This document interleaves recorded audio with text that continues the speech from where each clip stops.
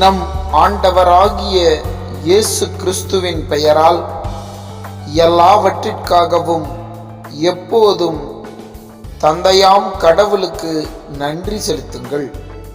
தூய பவுல் எபேசியருக்கு எழுதிய திருமுகம் 5வது அதிகாரம் 20வது இறைத்திருவசனம்.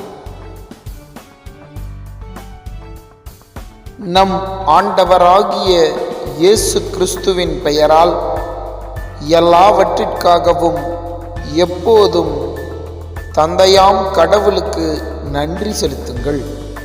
தூய பவுல் எபேசியருக்கு எழுதிய திருமுகம் 5வது அதிகாரம் 20வது இறைத்திருவசனம்.